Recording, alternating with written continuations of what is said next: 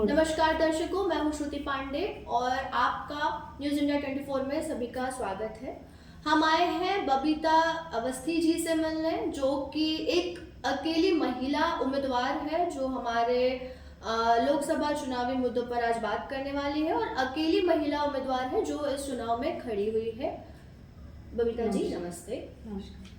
तो बबीता जी, हमें आपसे आपके जो चुनावी मुद्दे हैं उस चीज़ पर अभी हम आपसे चर्चा करना चाहते हैं। तो आप अपने मुद्दों के बारे में क्या क्या मुद्दे लेकर आप इस चुनाव में आई हैं या इस चुनाव में आप इन मुद्दों को रखना चाहती हैं, उसके बारे में हमें आप बताइए। नमस्कार, मैं बबीता राजू अवस्थी और मेरा चुनाव चिन्ह है गैस सिगड़ी। गैस सिगड़ी हमने चुनाव चिन्ह इसलिए लिया है क्योंकि हमारी जो महिलाएं हैं उनका सिंबल ही है गैस सिगड़ी। लेकिन आज हमारी महिलाएं जो है वो गैस सिगड़ी से बाहर निकल करके हर क्षेत्र में काम कर रही हैं। गैस सिगड़ी का काम तो वो करती हैं, यानी वो घर के काम तो करती हैं, उसके अलावा वो बाहर निकल के भी हर क्षेत्र में काम कर रही हैं। लेकिन मुझे इस बात की खुशी है, लेकिन कहीं कहीं मुझे इस बात का बहुत अधिक अफसोस होता है कि महिलाएं मेहनत उतनी ही कर रही हैं, लेकिन जेंट्स की पेमेंट जो है वो ज़्यादा है और लेडीज़ की पेमेंट कम है। आप देखिए किसी मजदूर को उसकी पेमेंट 800-900 रुपये होती है, लेडीज़ की कितनी रहती है 500-400 रुपये। लेकिन ये भेदभाव क्यों होना चाहिए? आखिर लेडीज़ भी तो उतनी मेहनत कर रही है, बल्कि वो तो डबल मेहनत कर रही है, घर का भी करती है और बाहर का भी करती है। अगर आप लोग मुझे चुन करके लाते हैं तो मैं ये भेदभाव मिटाने की कोशिश करूँगी और प्राइवेट सेक्टर में लेडीज़ और जेंट्स की पेमेंट जो है वो इक्वल करवाऊँगी। ये मेरा आपसे वादा है। ठीक है, अब बढ़ते हैं हम आपके चुनावी मुद्दों की ओर। तो आपके कौन कौन से ऐसे चुनावी मुद्दे हैं, आप मुझे प्लीज़ बताइए, तो उस विषय पे फिर हम लोग चर्चा करेंगे। मेरा पहला मुद्दा ये है कि हमारी जनता जो है वो बहुत पढ़ी लिखी हो चुकी है और मैं भी बहुत पढ़ी लिखी हूँ, MSc BEd हूँ। मुझे भी ये चीज़ समझ में आती है कि अभी थोरियम मिला था, थोरियम जो मिला था, लेकिन वो कहाँ गायब हो गया अपने को पता ही नहीं चला। अब हमें लिथियम मिला है। लिथियम जो है वो हमारी एनर्जी का सोर्स हो सकता है और उससे हमको इलेक्ट्रिक फ्री मिल सकती है, जिससे हम इलेक्ट्रिक चूल्हे यूज़ कर सकते हैं, इलेक्ट्रिक व्हीकल यूज़ कर सकते हैं, जो कि हमारी आर्थिक स्थिति को जो घरेलू बजट है उसको एक सपोर्ट देगा, बैकबोन देगा।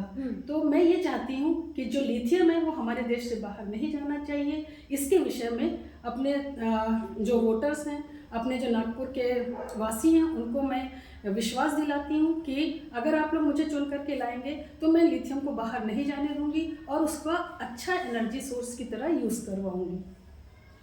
ये हो गया एक थोरियम का मुद्दा। इसके आगे आप बेरोजगारी के बारे में क्या बोलना चाहिए? जी, अपने इंडिया को क्या बोलते हैं अभी, यूथ इंडिया। जी, उसी यूथ इंडिया में हमारे यूथ जो है वो बेरोजगार घूम रहे हैं, उनको रोजगार नहीं मिल पाता, जिसकी वजह से उनका मेंटल स्टेटस जो होता है वो बहुत डिस्टर्ब हो जाता है, वो पढ़ाई के में ध्यान नहीं दे पाते हैं। इसलिए अगर आप लोग मुझे चुन करके लाएंगे तो मैं उन्हें 10,000 रुपये महीना दूंगी, जिससे उनका मेंटल स्टेटस बना रहेगा और वो अपनी पढ़ाई पे आगे फोकस कर सकेंगे। इसके अलावा मैं नागपुर में ऐसी ऐसी कंपनियों को, बड़ी कंपनियों को लाऊंगी, जिससे हमारे नागपुर के बच्चे बाहर जाते हैं, पुणे जा रहे हैं, बेंगलोर जा रहे हैं, मुंबई जा रहे हैं, अपना घर छोड़ करके जाते हैं। इससे वो अपने घर में रहेंगे, अपने समाज के प्रति काम कर सकते हैं, अपने परिवारजनों के पास रह सकते हैं। यदि आप लोग मुझे चुन करके लाएंगे तो मैं इस विषय में ज़रूर कुछ ना कुछ कदम उठाऊंगी। ठीक है बबीता जी, बेरोजगारी तो एक हमारा एक मुद्दा है। इसके बाद आप मुझे बताइए कि शिक्षा के विषय में आपका क्या ख्याल है और क्या प्रतिक्रियाएं आपकी बनती है शिक्षा पर?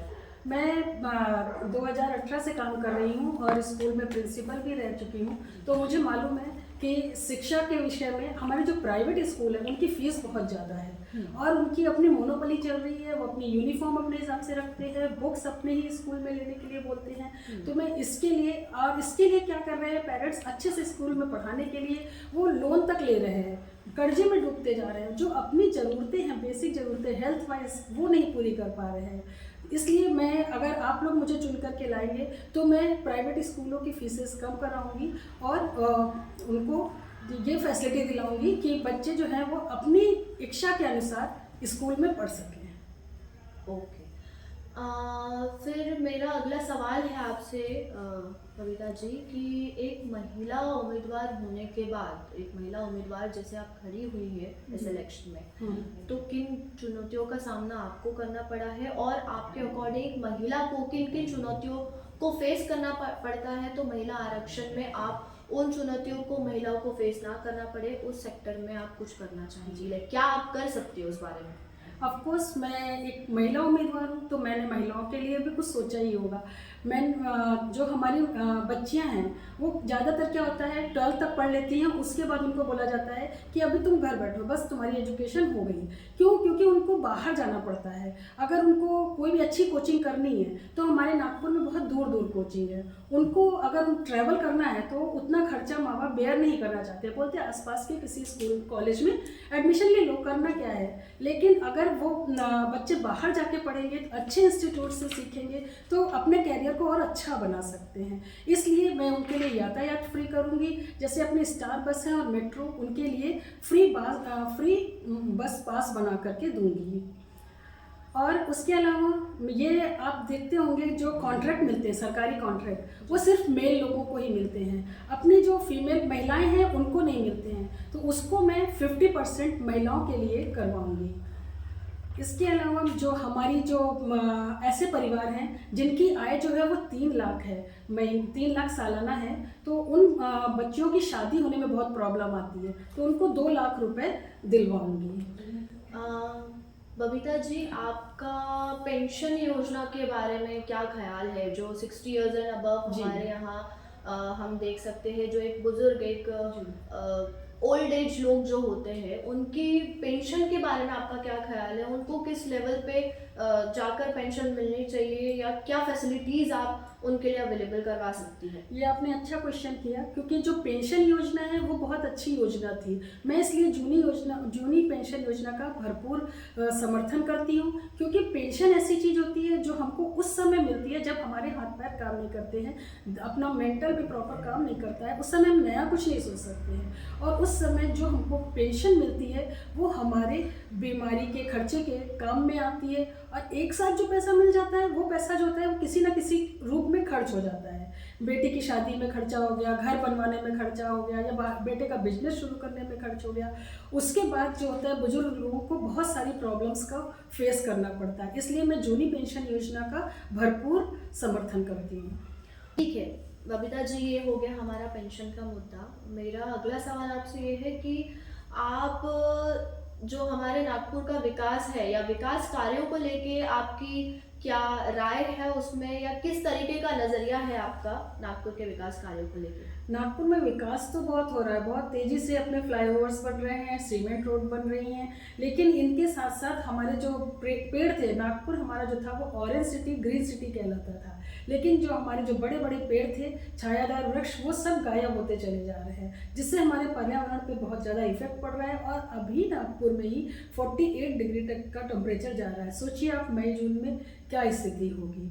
और ये जो सीमेंट रोड बन रही है, इनकी वजह से क्या हो रहा है, जो पानी जो है वो ज़मीन के नीचे नहीं जा रहा है और ज़मीन का वाटर लेवल जो है वो बढ़ नहीं पा रहा है, जिसकी वजह से गर्मी जो है वो निकल नहीं पाती है और नागपुर में गर्मी दिन पर दिन बढ़ती जा रही है। इसके अलावा इससे क्या हो रहा है कि बारिश बहुत ज़्यादा हो रही है, कभी अनायास बारिश हो जाती है और नागपुर में ड्रेनेज सिस्टम पूरा बिगड़ जाता है। अभी पिछले साल ही आपने देखा है कि नागपुर में पूरे बाढ़ जैसे हालात हो गए थे, मनीष नगर में कितना पानी भर गया था।